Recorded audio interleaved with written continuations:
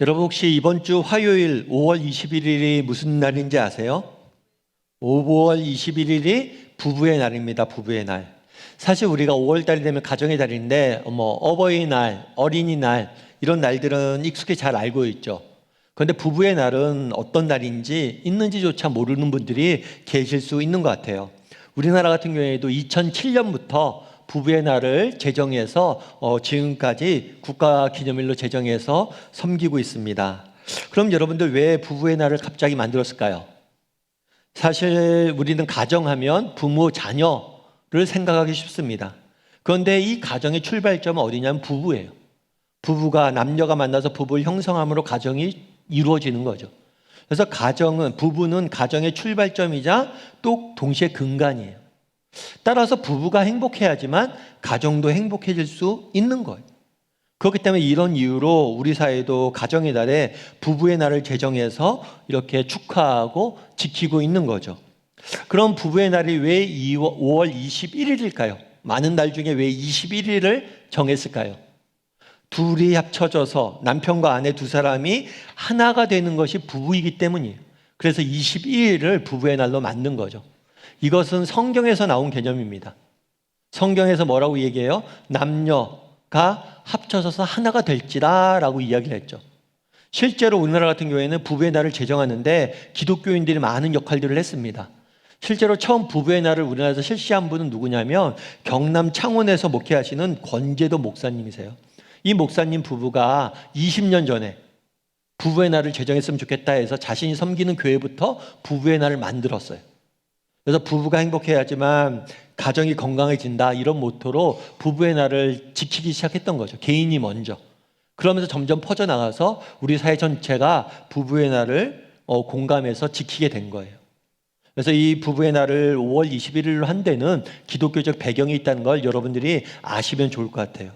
오늘은 이번 주간이 또 부부의 날도 있고 또 부부의 주일을 맞이해서 우리가 어떻게 하면 또 행복한 가정을, 행복한 부부를 이룰 수 있을지에 대해서 함께 고민하고 이야기를 좀 나눠보는 시간이 되었으면 좋겠습니다.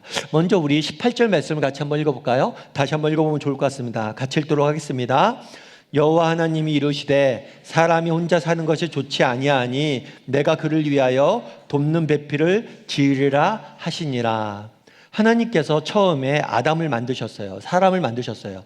그런데 이 사람을 만든 다음에 그 다음에 남자를 먼저 만드시고 나중에 여자를 따로 만드셨어요. 그래서 여자를 만들어서 이 남자에게 주셨거든요. 그럼 왜 하나님께서 남자를 만드신 다음에 여자를 별도로 만드셨을까요? 이 부분에 대해서 성경은 뭐라고 이야기하냐면 사람이 혼자 사는 것이 좋지 않기 때문이다 라고 말합니다. 오늘 본문에 보면 좋지 않다라는 표현이 나와요. 그런데 이것은 굉장히 이색적인 일이고 이례적인 일이고 특별한 일이에요. 왜냐하면 창세기 1장과 2장은 하나님의 천지 창조에 대해서 나와 있습니다. 하나님께서 이 세상을 어떻게 만들었는지, 해를 어떻게 만드시고 달을 어떻게 만드시고 별들과 또 육지와 공기와 구름과 이 모든 것을 어떻게 만들었는지 쭉 서술돼 있어요. 그런데 창세기 1장에서 가장 많이 등장하는 표현이 뭐냐면 보시기에 좋았더라. 하나님이 하늘의 별들을 만드셨는데 보시기에 좋았더라. 하나님이 하늘을 만드셨는데 보시기에 좋았더라. 땅의 동물들과 사람을 만들었는데 보시기에 좋았더라. 보시기에 좋았다는 말이 계속해서 반복되고 있습니다. 만족하신 거죠. 그런데 갑자기 2장 18절에 가서 뭐예요? 좋지 않았다라는 부정적인 표현이 등장하는 거예요. 놀라운 일이죠. 하나님이 이 세상을 만들었는데 거기에 좋지 않은 게 있었다는 거예요. 그럼 좋지 않은 것이 무엇이에요? 사람이 혼자 사는 것. 사람이 혼자 사는 것이 좋지 않다라고 말씀하신 겁니다. 요즘 TV에서 인기 있는 프로그램 중에서 나 혼자 산다라는 프로그램이 있어요. 이 프로그램은 굉장히 장수 프로그램 중에 하나입니다. 그리고 브랜드 평가라면 굉장히 늘 높은 순위의 점수를 받아요. 인기가 많은 프로그램이 한 거죠. 그런데 이 프로그램의 원래 취지는 뭐냐면 요즘 혼자 사는 사람들이 많잖아요. 혼자 사는 사람들이 많으니까 이렇게 혼자 사는 사람들의 싱글 라이프, 혼자 사는 이야기를 좀 담아내보자 프로그램에. 그래서 혼자 사는 사람이 어떻게 사는지 이런 이야기를 싱글 라이프를 이 프로그램에 담고 있는 거예요. 그런데 재밌는 건 뭐냐면 처음에 이 프로그램이 시작할 때는 이 싱글 라이프를 많이 보여줍니다. 그런데 어느 순간부터 이 싱글 라이프를 보여주지 않아요. 어느 순간부터는 혼자 사는 모습이 아니라 이 혼자 사는 사람들이 친구들과 어떻게 지내는지, 출연진들끼리 어떻게 어울려 사는지에 대해서 보여주는 거예요. 그럼 왜 이런 모습을 보여줄까요? 혼자 사는 모습을 보여줬는데 처음에 잠깐은 신기해서 사람들이 보는데 재미가 없는 거예요. 혼자 사는 게 별로 재미가 없어요. 혼자 일어나서 뭐 간단히 아침밥 먹고 넷플릭스 보고 혼자 운동하고 이런 거 별로 재미가 없는 거예요. 그래서 제목이 나 혼자 산다인데 결국에 이 프로그램에 보여주는 게 뭐예요? 혼자 사는 사람들이 다른 사람과 어떻게 어울려 사는 것을 보여주고 있어요. 여기서 우리가 알 수 있는 것은 무엇일까요? 결국에 오늘날 우리 사회는 개인주의가 발달되어 있습니다. 혼자 사는 사람들이 늘어나고 있습니다. 하지만 궁극적으로 인간은 혼자 살 수 없다는 거예요. 혼자 살면 재미도 없고 혼자 살면 기쁨도 없고 혼자 살면 유익도 없다는 거예요. 그날에 하나님께서 뭐라고 이야기했어요? 사람이 혼자 사는 것이 좋지 않다. 하나님께서 보시기에 사람 혼자 사는 게 좋지 않다는 거예요. 다르게 말하면 인간은 함께 살아야 되는 거예요. 그래서 뭘 주신 거예요? 남자에게 여자를 선물하신 거예요. 가정을, 공동체를 선물하신 거예요. 그래서 하나님께서 우리 사람을 지으시고 사람에게 제일 처음에 주신 선물이 무엇이냐? 그것은 부부이고 그것은 가정이고 그것은 공동체예요. 그렇다면 하나님께서 주신 이 부부라는 하나님의 선물을 어떻게 하면, 이 축복을 어떻게 하면 우리는 누릴 수 있을까요? 정말 하나님 주시는 선물을 어떻게 하면 누릴 수 있을까요? 무엇보다도 하나님 주신 선물을 누리기 위해서 우리에게 필요한 게 있어요. 그건 뭐냐면 감사예요. 감사. 오늘 본문을 우리 다시 한번 보죠. 오늘 본문에 보면 이렇게 돼 있잖아요. 하나님께서 사람을 지으셨어요. 그런데 사람이 혼자 있는 것이 좋지 않게 여겼어요. 그런 다음에 뭘 했냐면 그를 위해서 돕는 배필을 지으니라 라고 돼 있어요. 그럼 예를 들면 그런 거잖아요. 남자가 혼자 있는 게 좋지 않으니까 여자를 주었다라고 표현할 수 있어요. 혼자 사람이 사는 게 좋지 못해서 다른 사람을 주었다라고 표현할 수 있어요. 그런데 뭐라고 표현되냐면 돕는 배필을, 돕는 사람을 주었다라고 이야기를 해요. 영어로 이야기하면 헬퍼를 주신 거예요. 헬퍼. 그럼 왜 헬퍼라는 표현을 썼냐는 거예요. 왜 다른 표현이 아니라 헬퍼라는 표현을 썼냐는 거예요. 다르게 말하면 우리 인간은 완벽한 사람이 아니란 거예요. 우리 인간은, 산 사람은 다른 사람의 도움이 필요한 존재라는 거예요.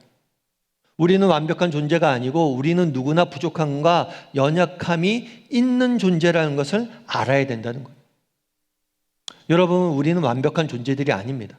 우리는 부족함과 연약함이 있는 존재들이에요. 그리고 이 부족함과 연약함을 채우기 위해서 누굴 준 거예요? 다른 사람을, 배우자를, 부부를 주신 거예요. 먼저 이 사실을 인정해야 돼요. 이 사실을 인정할 때, 아, 이 사람이 내가 부족하고 연약하니까 나의 부족함과 연약함 채우기 위해서 하나님이 선물로 주신 것이구나. 이 사실을 인정해야 돼요. 이 사실을 인정할 때 우리는 서로에 대해서 뭐 할 수 있는 거예요? 감사할 수 있는 거예요. 여러분, 미국에 빌리 그레함이라는 목사님이 계세요. 아마 아시는 분들도 계실 거예요. 이 빌리 그레함 목사님은 전 세계적으로 유명한 전도자이자 목사님이세요. 그래서 전 세계를 다니면서 복음을 전했던 그런 사역자예요. 뿐만 아니라 인격적으로도 많은 존경을 받아서 미국 대통령의 멘토로도 알려져 있어요. 그리고 수많은 미국 대통령이 처음에, 미국 같은 경우에는 대통령 취임식을 하면 예배를 드리게 됩니다. 그때 이 빌리 그레함 목사님을 불러다가 기도를 받았어요. 그만큼 존경하는 목사님이에요. 그런데 아무래도 이 목사님이 전 세계적으로 이렇게 사역하다 보니까 아무래도 바쁘시죠. 그러다 보니까 가정에 좀 소홀할 때가 좀 많았던 것 같아요.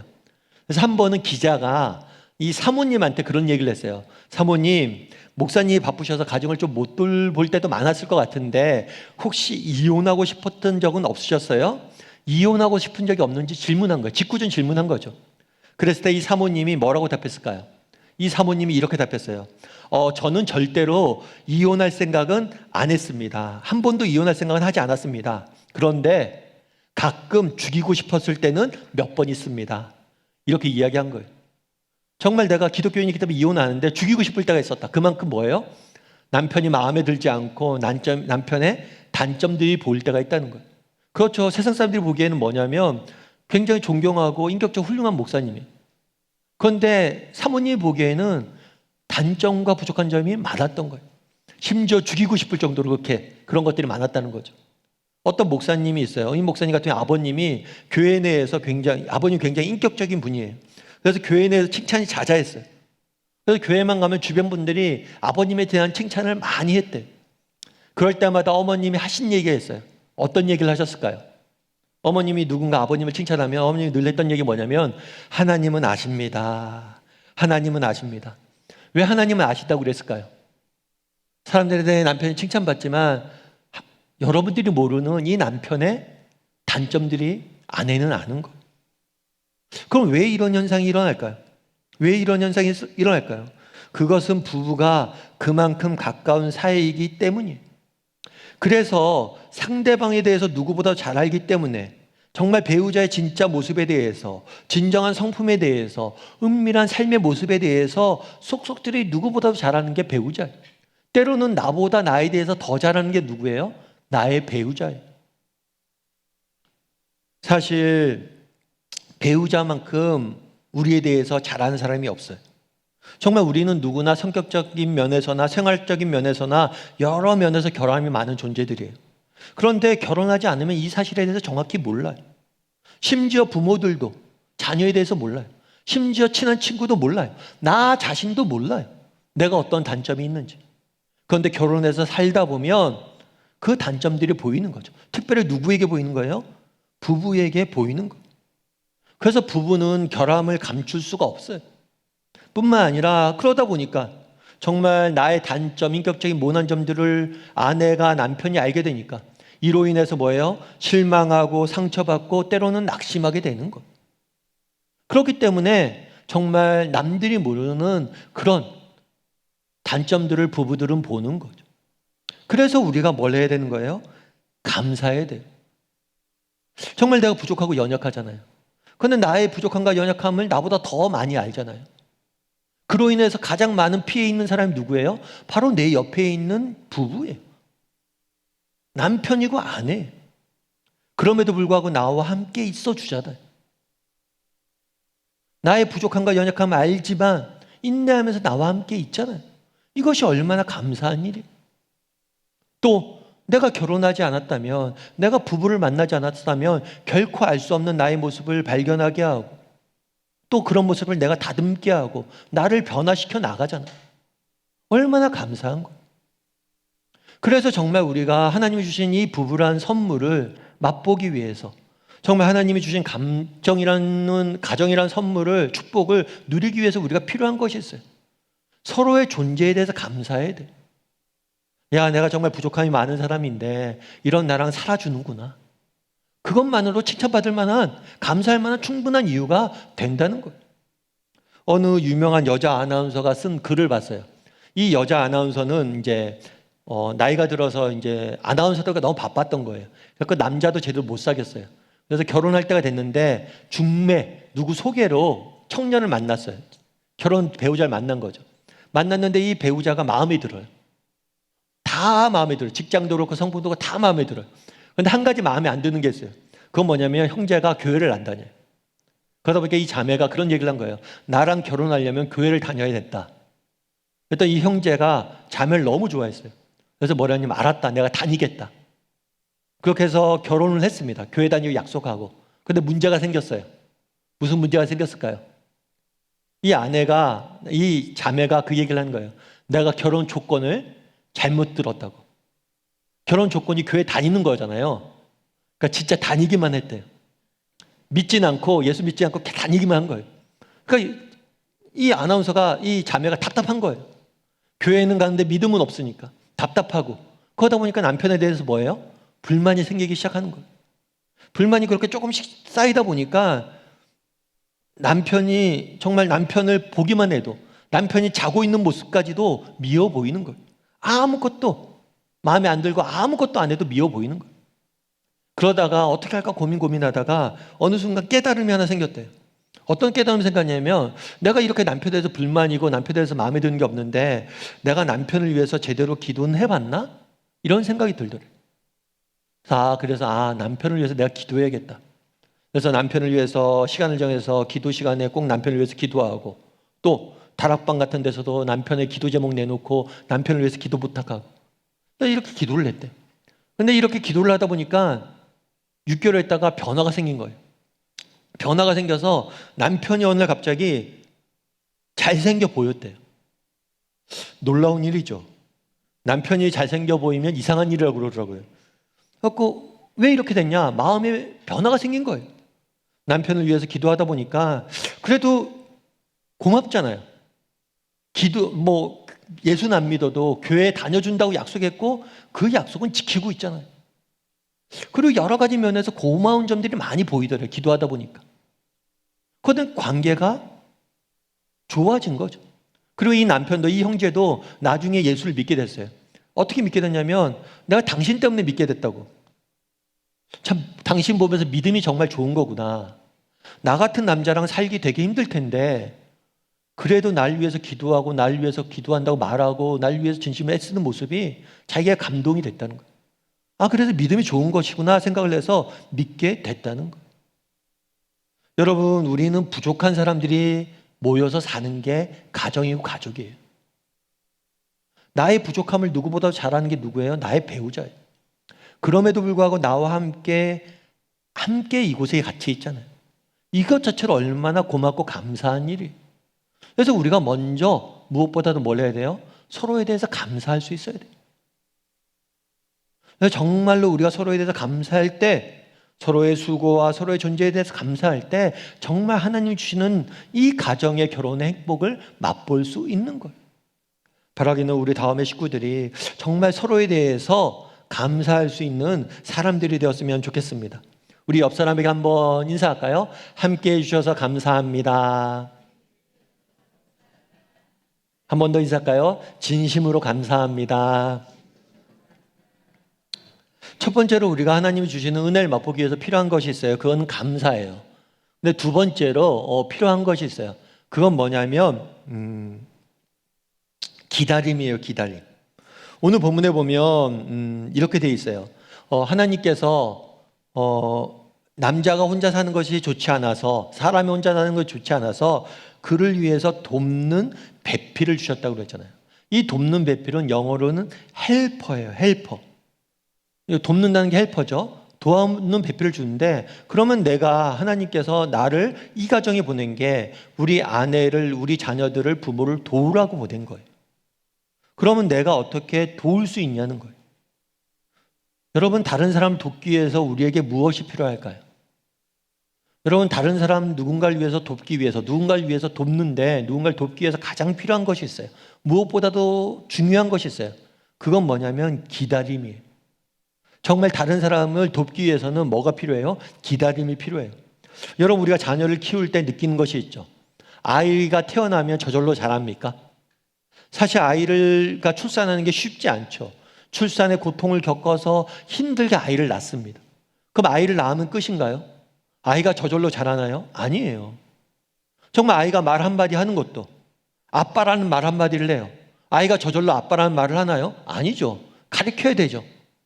아빠 해봐, 아빠 해봐, 아빠 해봐. 이걸 수천 번, 수만 번 해야지 겨우 아빠라는 이야기를 하는 거예요. 그만큼 정말 아이가 말하는 것, 걷는 것, 뛰는 것, 모든 일을 정말 우리가 도와줘야 되는데 어떻게 도와줄 수 있어요? 기다리지 않고선 도와줄 수 없어요. 결국에 기다림이 없이는 누구도 도울 수 없다는 거예요. 여러분, 기독교 윤리학자인 루이스 스미디스라는 분이 계세요. 그분이 뭐라고 이야기했냐면 이렇게 이야기했어요.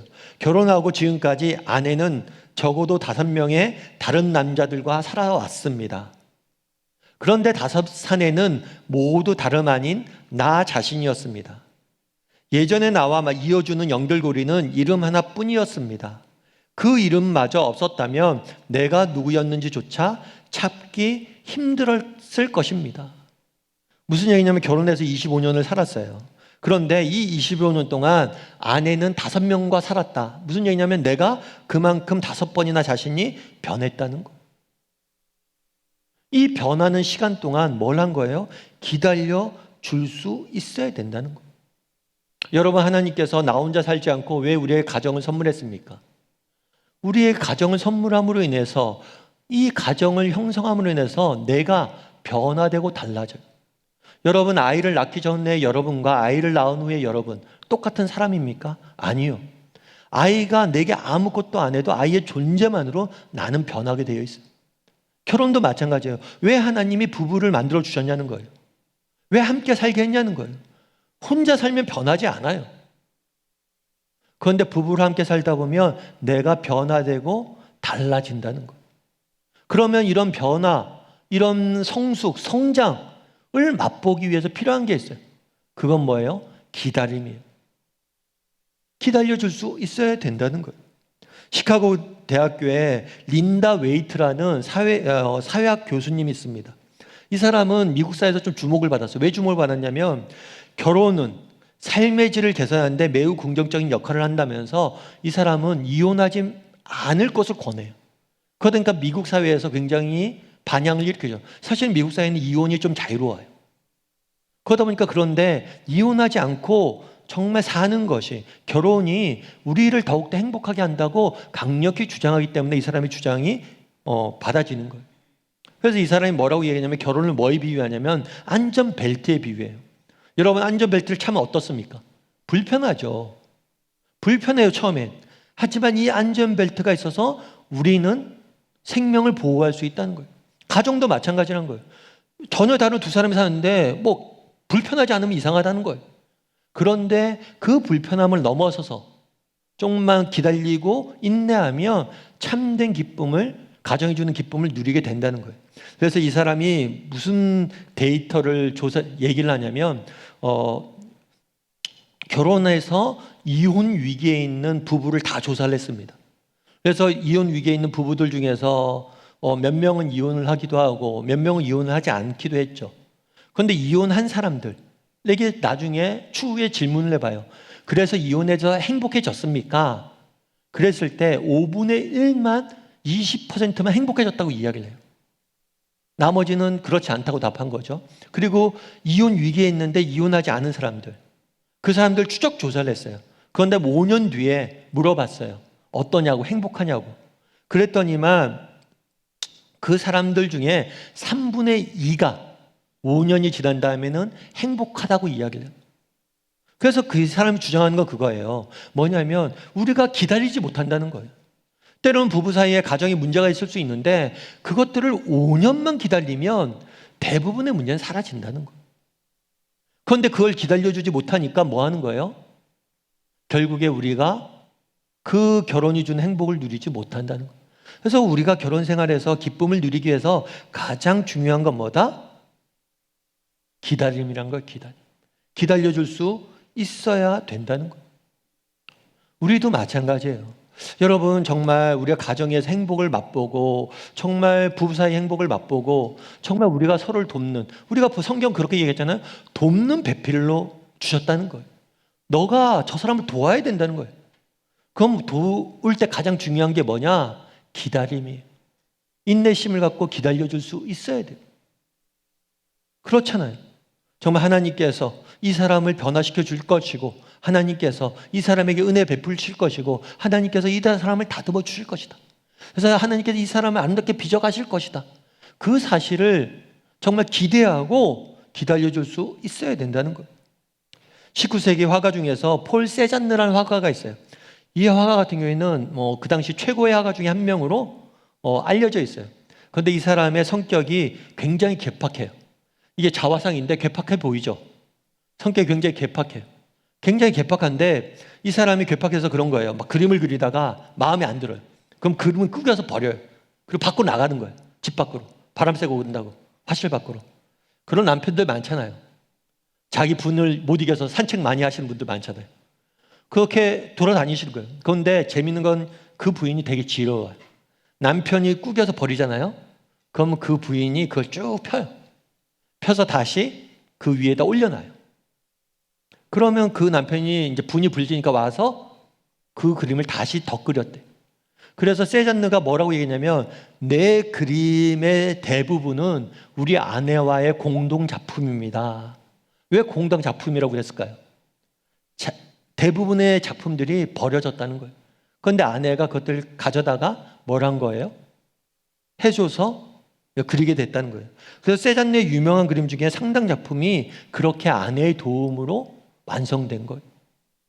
정말 우리가 서로에게 이런 존재가 되었으면 좋겠어요.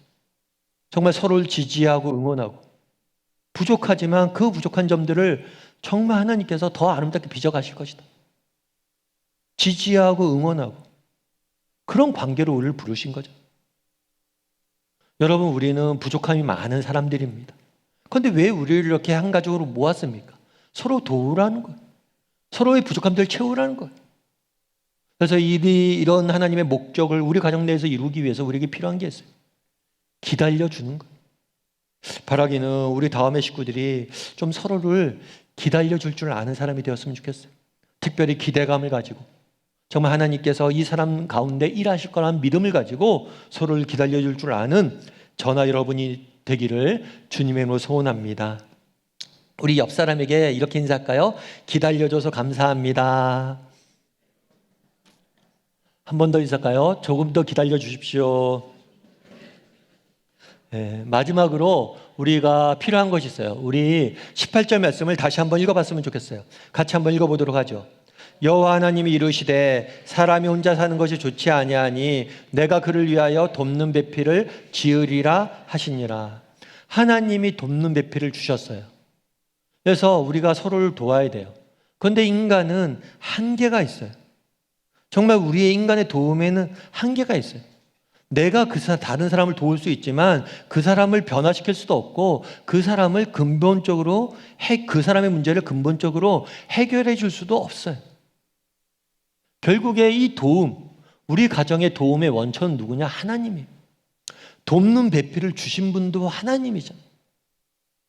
결국에 우리 가정의 주인은 누구냐면 하나님이시고 우리 가정을 돕고 인도하시고 지키시는 분은 하나님이세요. 이 사실을 분명히 알아야 돼요. 예를 들면 그런 거예요. 우리가 가정생활을 통해서 우리가 행복해지길 원합니다. 누구나 가정에서 행복해지길 원해요. 그런데 우리가 한 가지 기억할 점이 있어요. 그건 뭐냐면 행복의 원천은 하나님이란 거예요. 그런데 우리는 자꾸만 행복의 원천을 어디에서 보는 거예요? 상대방에서 찾는 거예요. 그래서 뭐냐면 나를 행복해 달라고 이야기를 하는 거예요. 하나님께서 우리의 가정을 주신 이유는 뭐냐면 내가 상대방을 섬기고 도우라고 이 가정을 허락하신 것이 상대방에서 행복을 누리라고 허락하신 것이 아니에요. 그런데 우리의 문제는 뭡니까? 서로에게서 행복을 구하는 거죠. 서로에게서 행복해줘. 나를 행복하게 해줘. 나를 기쁘게 해줘. 나를 만족시켜줘. 이렇게 서로에게 행복을 추구하니까 원하니까 뭐예요? 결국에 서로에게 무엇만 남는 거예요? 실망과 원망만 남는 거예요. 그래서 이렇게 얘기하는 거지. 이것이 행복이야? 이러자고 결혼하자고 했어? 자녀들도 그렇죠. 언제 날 낳아달라고 그랬어? 왜 마음대로 낳아놓고 그래? 여러분, 상대방이 우리를 만족시켜 줄까요? 상대방이 우리에게 행복을 줄까요? 아니에요. 우리에게 가정을 준 것은 내가 섬기고 도우라고 준 거예요. 그러면 행복은 어디서 나옵니까? 하나님에게서 나오는 거예요. 내가 진심으로 우리 가정에 우리 남편을, 아내를, 우리 자녀들을 섬기고 돕고자 노력했을 때 하나님이 우리 가운데 뭘 하는 거예요? 기쁨을 주시고 행복을 맛보게 해주는 거예요. 여러분, 우리가 서로에게서 행복을 요구할 때 우리는 결국에 실망밖에 못합니다. 결국에 우리가 행복을 찾아야 될 원천은 어디냐? 하나님이에요. 우리 삶의 도우심의 원천은 뭐예요? 하나님. 그래서 무엇을 해야 되냐? 우리의 시선을 하나님께 맞춰야 돼요. 우리 가정의 주인은 누구입니까? 하나님입니다. 우리 가정의 행복의 원천은 누구입니까? 하나님입니다. 우리를 만나게 하신 분은 누구십니까? 하나님입니다. 하나님께서 우리를 만나게 하셨으니까, 우리의 만남의 주인이 하나님이시니까 우리의 만남을 통해서 하나님께서 이루시고자 하는 것들이 있을 것이다. 그런 마음으로 우리의 시선을 계속해서 하나님에게 맞추려고 노력을 해야 돼요. 그랬을 때 정말 하나님이 주시는 기쁨을 맛보게 되는 거예요. 어느 집사님이 그런 얘기를 하시더라고요. 책에서 읽은 이야기인데 어느 집사님이 늘 그런 얘기를 해요. 아들이 우리 집에는 3명이 있습니다. 그런데 문제는 항상 제일 큰 문제는 큰아들이에요. 큰아들이 제일 말을 안 들어요. 그런데 이 집에는 아들이 몇 명 있을까요? 2명밖에 없어요. 그럼 큰아들은 누굴까요? 남편이에요, 남편. 그렇게 남편은 흉을 보는 거죠, 그렇게. 그런데 이 집사님이 어느 날 이렇게 그런 얘기 평소 하고 다녔는데 어느 날 기도하다가 하나님이 깨달음을 주셨대요. 남편을 큰아들이다, 큰아들이다 이렇게 불렀는데 생각해 보니까 그게 맞는 말이에요. 왜 맞는 말일까요? 이 남편이 내 남편이기 전에 누구예요? 하나님의 아들이란 거예요. 하나님의 아들이란 거예요. 그러니까 우리 남편을 내 시선으로 본 게 아니라 하나님의 시선으로 한번 본 거예요. 하나님의 시선을 봤을 때 우리 남편은 어떤 사람일까? 우리 남편 하나님께서 왜 내게 주셨을까? 하나님의 마음으로 시선으로 보니까 그 다음부터 남편 보는 눈이 달라졌다고 그러더라고요. 그래서 우리 집에 아들이 3명 있는데 큰아들은 하나님의 아들이란 거죠. 그래서 하나님의 시선으로 보니까 달라진다는 거예요. 여러분, 우리가 하나님의 시선으로 좀 바라볼 필요가 있어요. 어느 젊은 부부의 이야기예요. 책에서 읽었는데 이 부부는 남녀가 이제 청년 때 결혼하기 전에 이제 형제 자매로 이제 사랑을 했어요. 근데 문제가 생겼어요. 뭐냐면 이 자매가 병에 걸렸어요. 루푸스 병이라는 병에 걸렸어요. 이 루푸스 병은 저는 의사가 아니라 잘은 모르는데 자기 면역 질환이라는 병이래요. 그래서 면역체가 자신의 신체를 공격하는 무서운 병이에요. 그러니까 멀쩡한 내 신체인데 병균으로 생각하고 면역체가 공격하는 거예요. 그래서 예를 들어서 눈을 공격하면 실명이 되고, 무릎을 공격하면 관절이 망가지고, 심장을 공격하면 심장이 재기능을 못하는 거예요. 게다가 이 병은 치료약도 없어요. 그것도 언제 어디가 아플지도 모르고 치료약도 없어요. 굉장히 위험한 병이죠. 그러니까 자매가 뭘 했냐면 결혼하지 말자고 이야기를 했어요. 내가 이 상태로 결혼하면 우리는 불행해질 수밖에 없어. 결혼하지 말자고. 그런데 형제가 끝까지 매달렸어요. 아니라고, 결혼하자고. 내가 끝까지 함께 이 고통을 이겨내자고. 그렇게 해서 결국에 결혼을 했습니다. 그런데 결혼 생활이 쉽지가 않아요. 진짜 결혼한 지 6개월 만에 아내가 중환자실로 실려가고 정말 여러 가지 어려움들이 있는 거예요. 남편이 책에서 이렇게 썼어요. 뭐라고 썼냐면 1년에 여러 차례 입원과 퇴원의 반복. 그러니까 계속 1년에 몇 번씩 중환자실에 실려가는 거예요. 치료하고 나오고 치료하고 나오고, 이번엔 여기 아프고 다음에 저기 아프고, 퇴근 후 병원에서의 쪽잠. 아내가 병원에 입원해 있으니까 병원에서 병간호 해야 되잖아요. 회사 일도 힘든데 병원에 가서 계속해서 쪽잠을 자는 거예요. 또 2번의 유산으로 인한 아이를 양육하는 행복과 기쁨을 아직 모르는 부부. 또 몸이 건강하지 않다 보니까 아이를 유산을 2번이나 했대. 풍요롭거나 넉넉한가는 거리가 먼, 돈이 생겨도 부채 때문에 만져보지도 못하고 사라지는 유리통장. 통장은 그냥 돈이 거쳐가는 곳이란 거예요. 돈 들어오면 다 빠져나가는 거죠. 그러니까 재정적으로 넉넉하지 않고, 힘들어도 가장의 무게로 지쳐도 누구에게 쉽게 내색하거나 표현하지 못하는 삶. 아내에게도 힘들다고 얘기 못하죠. 그럼 아내가 자기 원망을 할 거 아니에요. 나랑 결혼해서 불행하구나. 그러니까 힘들다는 얘기도 못하는 거예요. 너무 힘든 거죠. 그러면서 계속해서 그 책에서 이렇게 써요. 아마 세상 사람들의 눈으로 보았을 때는 내가 참 한심하고 불행한 사람으로 보일 겁니다. 그렇지만 믿음의 눈으로 바라보면 이렇게 감사한 일로 바뀝니다. 뭐냐면 믿음의 눈으로 바라본다는 거예요. 그러면서 그런 얘기를 왜 감사한지 쭉 썼더라고요. 뭐라고 썼냐면 자기는 원래 굉장히 이기적인 사람이었대요. 이기적인 사람이었는데 아내랑 살다 보니까, 특별히 아내가 몸이 약하다 보니까 늘 아내를 먼저 배려해야 된대. 그래서 내가 참 이기적인 사람인데 배려가 많은 사람으로 바뀌었다는 거예요. 그리고 또 쓰는 거예요. 내가 아이가 없어요. 유산 때문에. 아이가 없다 보니까 신혼부부 다락방에 나가나 봐요. 신혼부부 다락방에 가니까 아이들이 이제 다락방 할 때 애기들 데려오는 거예요. 다른 집 애가 그렇게 사랑스럽게 보였더래. 그래서 참 아이가 없어서 힘들지만 또 다른 집 아이를 내 자녀처럼 사랑스럽게 볼 수 있는 그런 마음을 내게 주셔서 너무 감사하다는 거예요. 그러면서 정말 믿음의 눈으로 보니까 단순히 힘든 현실이 아니라 이 힘든 현실을 통해서 하나님께서 이루고자 하는 선한 계획들을 보니까 내가 감사한 게 너무 많다는 거예요. 내 삶이 그렇게 엉망진창의 삶은 아니라는 거예요. 특별히 그런 얘기도 있어요. 다락방 이야기도 있습니다. 그래서 신혼부부 다락방에 갔는데 다락방에서 기도 제목 내놓고 가족을 위해서 함께 기도하고 그러면서 받는 은혜가 너무 크다는 거. 우리 교회도 있죠. 다락방들이 있고 정말 신혼부부 다락방도 있고 다락방도 있고 정말 그곳에서 기도하면서 함께 누리는 은혜가 크다는 거예요. 혹시라도 다락방에 참여 안 하고 그런 분들이 있다면 한번 참여해 보세요.